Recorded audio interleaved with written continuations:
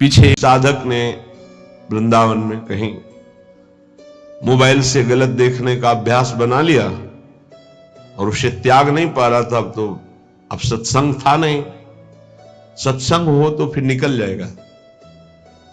वो उसी में डूब गया और अपने शरीर को पूरा कर दिया, अर्थात आत्महत्या कर ली। एक बार बताया था सत्संग में, वही प्रसंग थोड़ा सा छिड़ा। सब संत भगवान विराजमान। 1000 बार अगर हम गिर जाएं तो भी हमें शरीर छोड़ने की बात नहीं सोचनी। गिरता वही है जो दौड़ता है। जो गिरे पड़े हुए हैं, चल ही नहीं रहे, वो क्या गिरेंगे। साधक को हर गिरने में एक उपदेश मिलता है, हमसे त्रुटि कहां हुई। पर यह बल सत्संग से मिलता है। यदि सत्संग मिले तो 1 मिनट में ऐसे सब। निराश नहीं होना किसी भी साधक को। ध्यान रखना, हमारा बल भगवान है। कोई हम में त्रुटि है, कोई अभिमान है, कीन हो इस कबहो अभिमाना, सुख हो वंचा कृपा निधाना। बहुत ये गूढ़ बात है। साधक में कहीं ना कहीं थोड़ा जितेंद्रियता का, साधुता का, दिव्यता का अभिमान हो जाता है। उसका नाश करने के लिए उसको घुटने टेकने पड़ते हैं माया के आगे। तब उसको लगता है नहीं, सर्वलोक महेश्वर भगवान ही मुझे चला रहे हैं, मेरे में कोई सामर्थ्य नहीं है। कभी ऐसी किसी के साथ घटना घट जाए तो आपको प्रायश्चित होगा, क्योंकि भक्त हैं, आपका हृदय जलेगा, दंड मिलेगा, निंदा होगी, अपमान होगा। लेकिन आपको निराश नहीं होना। आपकी परम पदवी को कोई भी बाधा नहीं पहुंचा सकता। ये ध्यान रखना, हमारे शब्द याद रखना। कभी कदम पीछे मत चलाना, आगे ही बढ़ाना। ये संसार नहीं जानता। तभी हम कहते हैं कि संतों के पास बैठकर जो सुना जाता है उनके अनुभव सुने जाते हैं। शास्त्रों में तो सब लिखा ही है, लेकिन जो शास्त्रों में लिखा है उसका उन्होंने साक्षात्कार किया है, फिर अनुभव करके बोल रहे हैं। तो इस बात को समझे। 1000 बार त्रुटि हो जाए, गलती हो जाए, हम ये नहीं कहते गलती करो, लेकिन 1000 बार गलती हो जाए तो भी हमें प्रभु का मार्ग नहीं छोड़ना और अपने शरीर को किसी भी तरह से बाहरी दंड नहीं देना, आंतरिक दंड देना है। उपवास के द्वारा, कम आहार के द्वारा, परिक्रमा, नाना प्रकार की तपस्या का अनुष्ठान करके भस्म कर दो अपनी वासना को और प्रभु को प्राप्त करो। शरीर छोड़ने से आत्महत्या करने वाले की वो दुर्गति होती, भूत बनता कोई भी हो, चाहे साधु वेश में चाहे गृहस्थ में हो। पक्का समझना, आत्महत्या करने वाले को भूत योनि की प्राप्ति होती है और बड़ी दुर्गति होती है उसकी। एक बूंद पानी पीने को नहीं मिलता।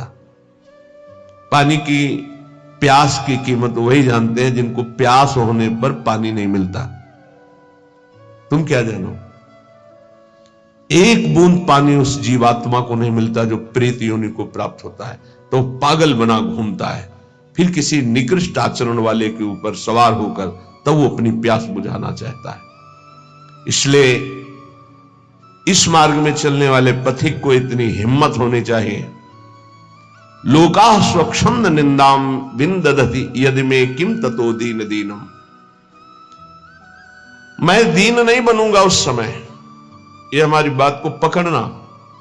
हमारी निंदा हो रही, तिरस्कार हो रहा, अपमान हो रहा है, अगर गलती नहीं हुई तो दीन बनने की तो बिल्कुल आवश्यकता नहीं। अगर गलती हो गई तो भी दीन बनने की आवश्यकता नहीं। क्यों? क्योंकि कुश्ती लड़ने वाला ही हारता है, देखने वाले तो केवल तालियां बजाते हैं। सदैव विजयी नहीं रहता, कभी कभी दांव चूक जाता है, दोबिया पछाड़ में गिरता है। ऐसे ही है, हमारा युद्ध हो रहा है काम से, क्रोध से, लोभ से, मोह से, मद से, मत्सर से। ये क्या जाने, संसारी क्या जाने। मानो 30 वर्ष लड़ते हुए उसे व्यतीत हो गए, कभी घुटने नहीं टेका, लेकिन अगले मिनट में चूक हो गई और घुटने टेक दिया। अब संसार उसकी पराजय की निंदा करेगा, लेकिन हम उस उपासक को सपोर्ट करते हुए हृदय से कहते हैं, कभी नहीं, घुटने टेका, फिर खड़े हो और दौड़ प्रभु की तरफ। देख तो संसार पर विजय प्राप्त कर ही लेगा। नामे भक्ता प्रणश्यति।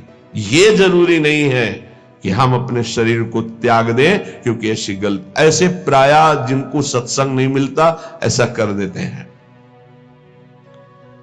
निष्ठावान त्रिभुवन पर विजय प्राप्त करता है। लोका स्वच्छंद निंदाम विंधतति, चाहे कोई कितनी निंदा करे तुम्हें फर्क नहीं पड़ना है, और फर्क पड़ जाता है तब जब सत्संग नहीं मिलता। ये हम आपको सत्य कहते हैं। सत्संग में बड़ी सामर्थ्य है। संतों के वचन अमोघ अमृत होते हैं। सत्संग ही बचाता है, संत वाणी ही उठाती है हमको। नहीं तो कभी कभी ऐसी दशाएं जीवन में होती हैं कि साधक निराश हो जाता है। जिसको किसी को कटु व्यवहार नहीं करते, किसी से कोई मतलब नहीं रखते, अपना लक्ष्य केवल, फिर भी गाली दे रहे, फिर भी ऐसे ऐसे षड्यंत्र रच रहे, फिर भी प्रतिकूलता। हे नाथ, ऐसा क्यों हो रहा है? ये कमजोरी हमारी है। इस कमजोरी को संत वाणी दूर करती है। पक्का जब जब जीवन में कहीं कमजोरी आई, तब तब संत वाणी ने हमें उठाया, संत संग ने हमें उठाया। ये हमने जीवन में देखा है। कभी भी हम जहां निराश होने का अवसर आया, वहीं संत भगवान पधारे और ऐसे वचन बोले कि हृदय गदगद हो। कहीं भी कभी भी कोई भी घटना ऐसी जिसमें हम निराश हैं, सामने देखा है कि संत भगवान खड़े हैं और कोई न कोई ऐसे वचन बोले जिससे निहाल हो गए। तो सत्संग के द्वारा ही हमको ऐसी सामर्थ्य मिलती है कि हम निंदा को सह सके। फिर कह रहे हैं, सर्वम चेता स्यात् कुटुंब किमिव मम ततो दुर्दशाः स्युस्तता किम। मेरे परिवार के सब लोग मुझे छोड़ दें। पक्का छोड़ देंगे, क्योंकि जहां जहां राग है वो हरि हटाएंगे, छोड़ देते हैं। जब आप सच्चाई से भजन करोगे, डरना मत। सच्चाई का जब जिस दिन भजन होगा तो परिवार का राग छूटेगा, पर परिवार में भगवत भाव रहेगा। वही हम कह रहे हैं कि भगवत भाव से प्रीति करो, राग पूर्वक नहीं। राग का नाश, राग होता है आंतरिक, बड़ा सूक्ष्म होता है। ततो दुर्दशा स्युस्तता किम। सब पूरे परिवार के छोड़ दिए, लोक में निंदा हो रही है और शरीर दुर्दशा को प्राप्त हो रहा है। ये होता है, ऐसी परिस्थिति आती है। इसी में दिव्य शरणागति का उदय होता है। दिव्य शरणागति जिसे भगवान की पूर्णता होती है, भगवान जिससे तृप्त हो जाते हैं शरणागति में, वो शरणागति इसी में होती है। लोक में निंदा हो रही, कहीं रहने का ठिकाना नहीं, कोई भी प्यार करने वाला नहीं, जिधर देखो तिरस्कार, और कोई अपना सृष्टि में कहने वाला नहीं। पूरी सृष्टि में कोई एक अपना कहने वाला नहीं। ये स्थिति आती है। स्थिति उस समय आर्त भाव से जो होता है वो शरणागति। जैसे गजेंद्र को कोई अब सहयोग देने वाला नहीं, अगले झटके में डूब जाएगा। अब याद आई हरि, अब वो शरणागति, एक सेकंड नहीं लगा, भगवान उपस्थित हो गए। हमारी बात समझना, ये शरणागति पढ़ लिख के नहीं होती, ये परिस्थिति पैदा की जाती है। जैसे अभी एक उपासक, घर बार त्यागी, वैरागी, बड़ा ही सेवक, भगवत मार्ग का पथिक, कुछ दिनों से साधारण शरीर में अव्यवस्था हुई और कल फाइनल हो गया कि गलित कुष्ठ। बहुत पुराना प्रारब्ध जागृत होता है। जैसे भीष्म जी 6 महीना बाणों की शैया पर, बाल ब्रह्मचारी, नैष्ठिक परम तप में युक्त, ऐसे ही जब हमारी भगवत प्राप्ति का योग बनता है, पक्का दिमाग में बैठा लो। कल या परसों कह रहे थे कि एकांत में सोचा करो कभी कभी कि अगर हमें कैंसर हो जाए तो, हमारी आंखें फूट जाए तो। और कल ही आ गया रिपोर्ट कि एक साधक को गलित कुष्ठ हो गया है। ये हम इसीलिए तैयार करते हैं, जैसे आर्मी के नहीं तैयार करते कि अगर कीचड़ में फंस गए तो कैसे निकलना है, पहाड़ में फंस गए तो कैसे चलना है, कैसे आपको चढ़ना है, कैसे दौड़ना है। ऐसे ही परमार्थ की ट्रेनिंग है। आपकी किडनी फेल हो जाए तो, आपका ऐसा हो जाए तो, आपका कोई न रहे तो, आपको कई दिन भोजन न मिले तो, आपको संसार निंदा करने लगे तो, इनमें सब में परिपक्व करना यह हमारा कर्तव्य है। परिपक्व होना अपने लोगों का कर्तव्य है। अब वो साधक व्यथा तो होगी थी। गलित कुष्ठ का मतलब अभी तक तो मेरी दृष्टि में इसमें कोई भी औषधि का योग नहीं देखा था। अब नया चल पड़ा हो तो नहीं कहते, जैसे किडनी फेल होने का मतलब है मृत्यु, लेकिन अब डायलिसिस चल पड़ा है, उससे जब तक जिलाए तब तक जी सकते हैं, जब तक योग है। तो कल इसी सीढ़ी पे बैठकर उसको समझा, कदापि शोक नहीं, क्योंकि अंतिम फाइनल श्री जी की प्राप्ति होनी है तो अनंत जन्मों के पापों का योग होता है। ध्यान रखना, जो भगवत ऐसे ऐसे नीच पाप करने वाले हैं जुकाम नहीं होता, वो ऐसा सीधा साधक है कि कभी कोई शब्द सुन पाए वो तो मुश्किल है, वो ऐसा सीधा साधक है, रात दिन अपने संयम में, और उसको गलित कुष्ठ हो। ये बड़ा विचित्र खेल है। पूर्ण धर्म से चलने वाला, पूर्ण त्यागी, पूर्ण भगवत मार्ग, इतना भी कहीं अपराध की संभावना नहीं, किसी से कोई मतलब ही नहीं, कोई जानता ही नहीं, और उसको गलित कुष्ठ।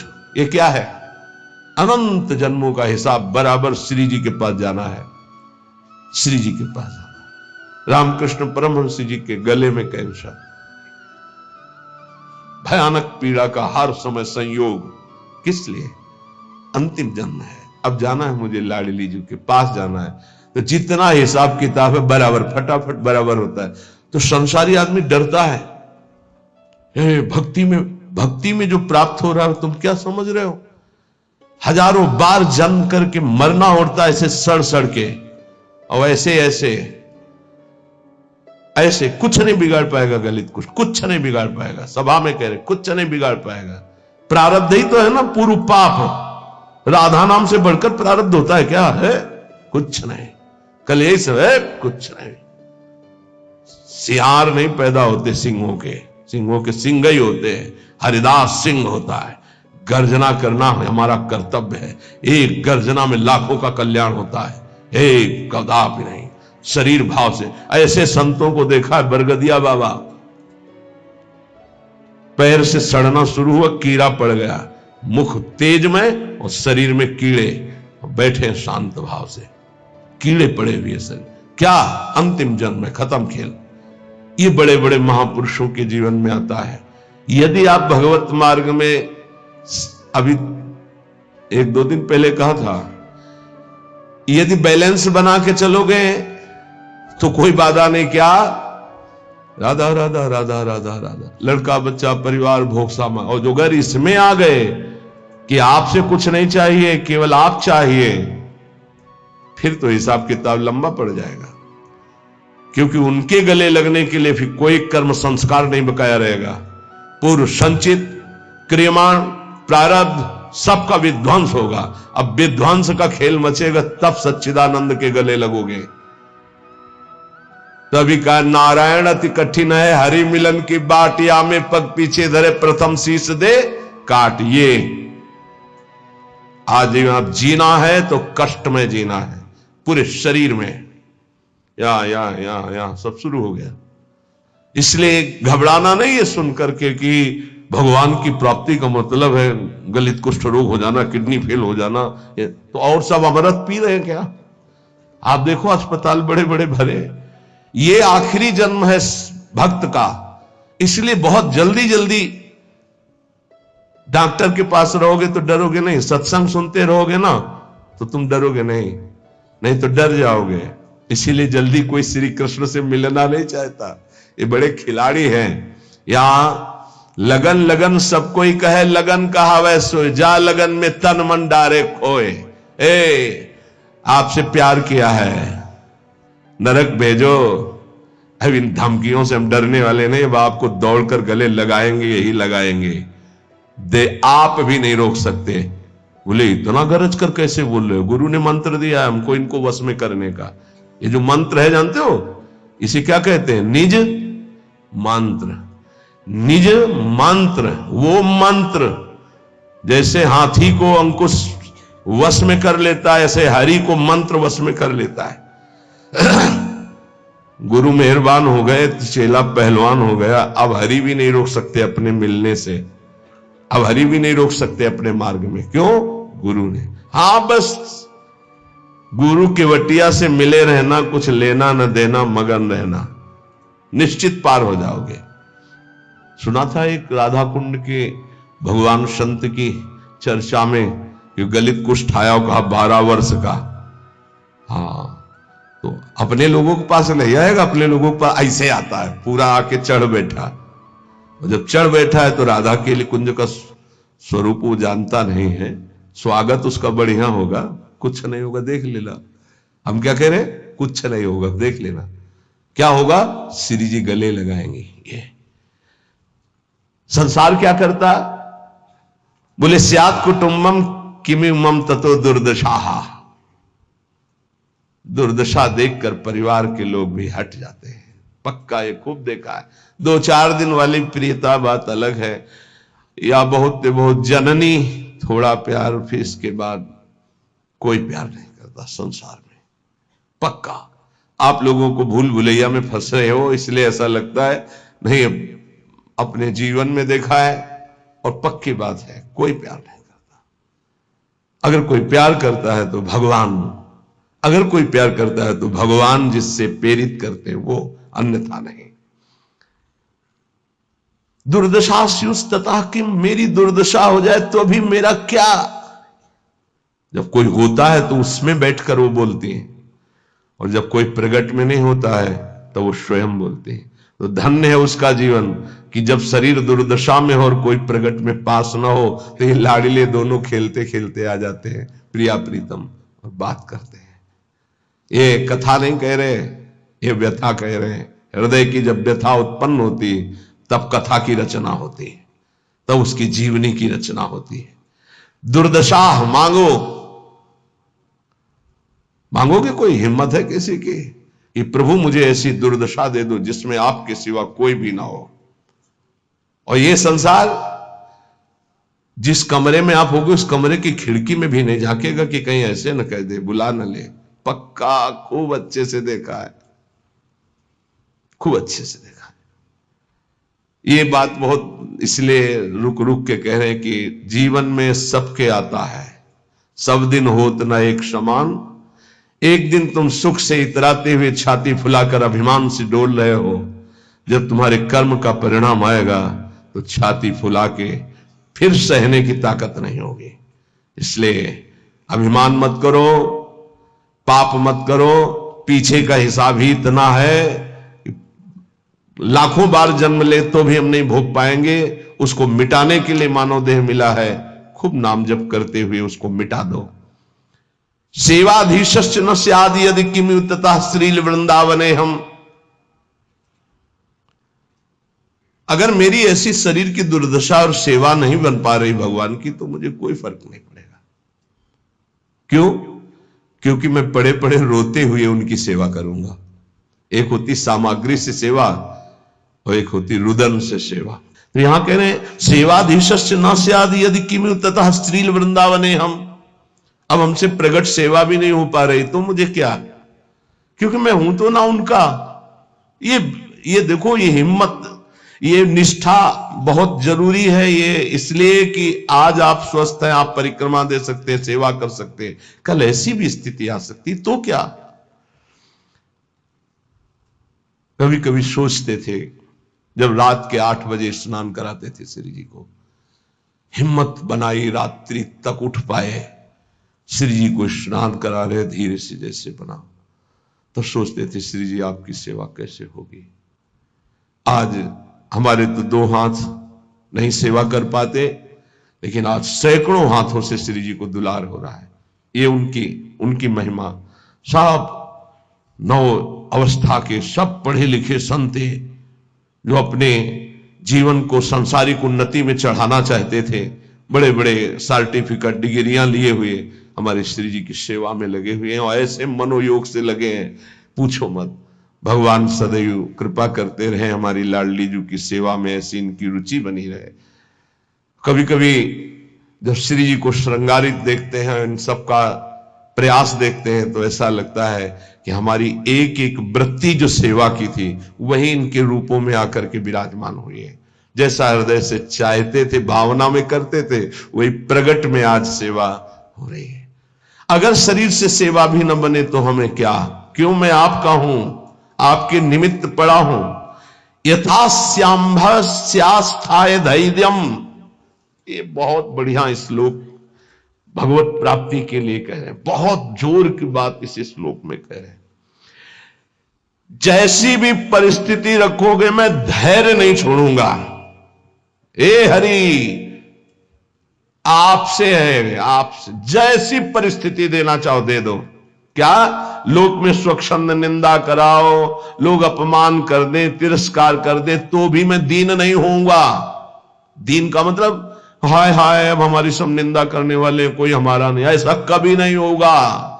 यदि हमें कुटुंब परिवार छोड़ दे, शरीर हमारा दुर्दशा को प्राप्त हो जाए, प्रगट में सेवा भी ना कर पाऊं, तो भी स्थास्याम्यास्थाय धैर्यम मम निज परमाभीष्ट सिद्धिर्भवत्रे, मेरे को भगवत प्राप्ति से अब कोई नहीं रोक सकता, क्योंकि मेरा धैर्य है कि मैं प्रभु का हूं। हमारे माई श्यामा जी को राज, अब इसी से भगवत प्राप्ति होगी, पक्का होगी। यही हम कई बार समझाना चाहते थे, जो आज इस श्लोक में निकला है। कैसी भी परिस्थिति हो, भजन भी ना बने तो भी भगवत प्राप्ति होगी। बोले भजन के बिना भगवत प्राप्ति कैसे होगी? भरोसे में, भरोसे में। आगे पड़ा जटायु देखा, सुमिरत राम चरण की रेखा, भगवान के चरणों। मानो दुर्दशा है शरीर की, कोई पास नहीं, नाम से कोई साधन बन रहा है, ना कोई भजन। भारी पीड़ा है तो भजन भी नहीं बन रहा है, तो क्या?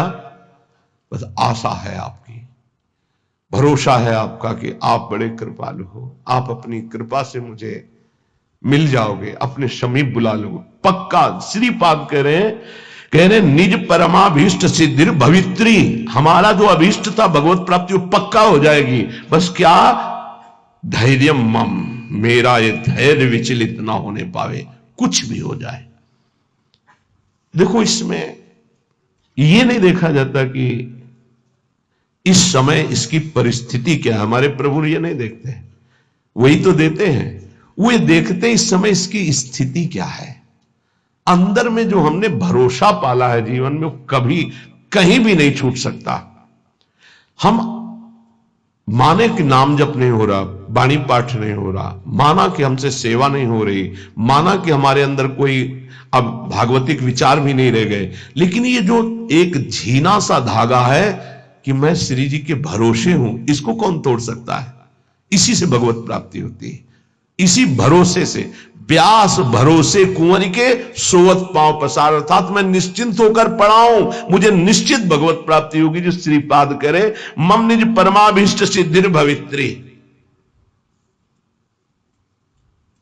बहुत जोर की बात है। हर उपासक के लिए ये अध्यात्म की चरम सीमा की स्थिति की बात है। इस पर विश्वास कर लो अगर कर पाओ।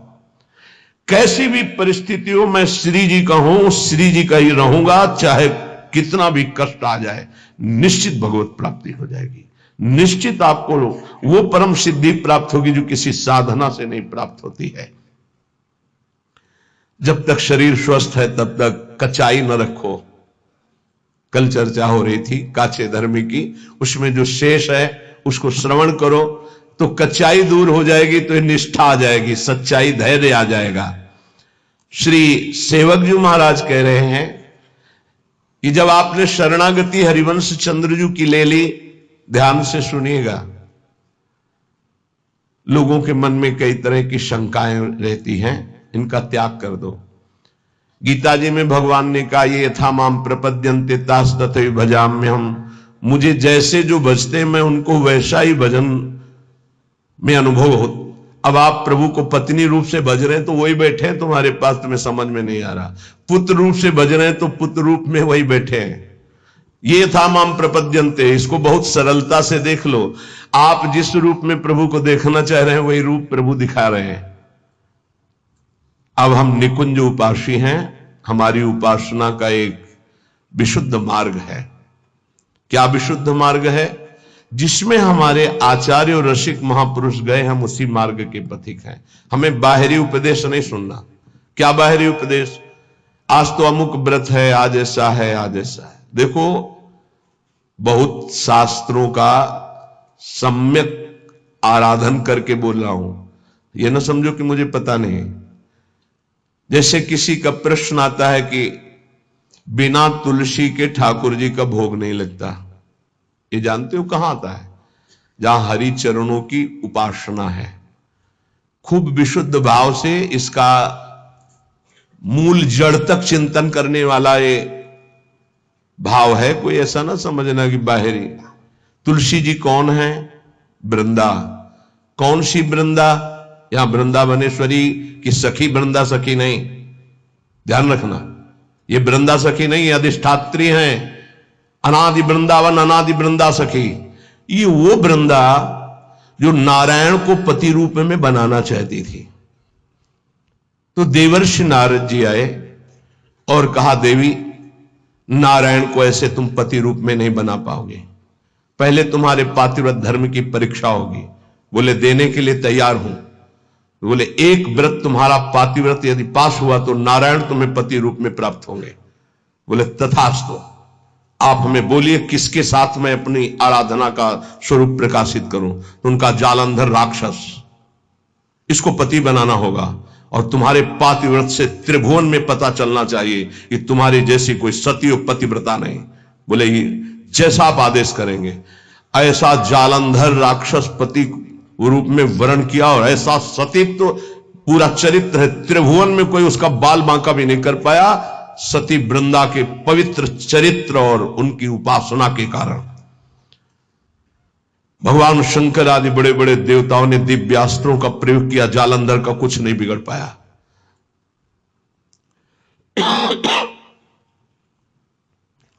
भगवान श्रीहरि से प्रार्थना की। भगवान श्रीहरि ने कहा, ऐसे नहीं मारा जा सकता, इसका मूल है वृंदा, अगर उसका सतीत्व भंग हो तो ये मारा जाएगा। तो बोले नाथ, आप ही इसको देख सकते हैं। तो उन्होंने कहा, मुझे ही पति रूप में प्राप्त करने के लिए उसने तपस्या की थी, मैं जा रहा हूं। नारायण रूप से नहीं गए, छल किया। जगत मंगल के लिए उस दैत्य को मारने के लिए भगवान उसका रूप धारण किया, जालंधर का। जब सतीत्व भंग हुआ तो उसे होश आया। उसने कहा, मेरे पति जैसी चेष्टा नहीं, कौन हो तुम? क्योंकि आप में असीम सामर्थ्य, असीम सौंदर्य, असीम सुख मेरे पति नहीं हो सकते, क्योंकि मैं जानती हूं कौन है। जालंधर राक्षस, आप वो नहीं हो। आप कौन है? अपने रूप में भगवान। तो उन्होंने कहा, माना कि आपके लिए ही तप कर रही थी, लेकिन इस समय मेरा पति जालंधर, अब मैं मानती हूं मारा जाएगा, क्योंकि मेरा तप नष्ट हुआ। तो मैं आपको शाप देती हूं, आप पाषाण रूप हो जाएं। तो नारायण शालिग्राम बन गए। तो कहा, मेरे लिए ही तूने तप किया था, नारद जी ने तो तुझे पातिव्रत धर्म की परीक्षा के लिए जालंधर को व्यर्थ में मुझे शाप दिया, इसलिए मैं शाप देता हूं, तुम वृक्ष रूप हो जाओ। वही तुलसी जी का वृक्ष। तो बिन तुलसी हरि एक न मानी, नमो नमो तुलसी महारानी नमो नमो। शालिग्राम की सेवा तभी पूर्ण मानी जाएगी जब तुलसी जी होंगी। और वही पद्धति वैष्णव जनों ने अपनाई, भोग की। लेकिन हमारे यहां प्रिया और लाल और सब सहचरिया हैं। तो यहां वो वृंदा नहीं है, यहां वृंदावनाधीश्वरी की नित्य सहचरी वृंदा, जो वृंदावन की अधिष्ठात्री देवी, तो वृंदावन अनादि और वो देवी अनादि। तो यहां तुलसी जी का प्रवेश चरणों में है, ना कि भोग में है। चरणों पे तुलसी जी चढ़ाई जाती है। और यहां महारानी की जय बोली जाती है और किसी की जय नहीं बोली जाती कि आज अमुक व्रत की जय, अमुक नहीं। यहां मेरी महारानी श्री राधा रानी, जाके बल में सबसों तोरी लोक वेद कुलकानी। ये वृंदावन है, ये वृंदावनाधीश्वरी प्रेम रंग को प्रदान करने वाली, लाल को अधीन करने वाली महान, जिनकी चरण रज में अनंत शक्ति विराजमान, उन स्वामिनी की शरणागति है।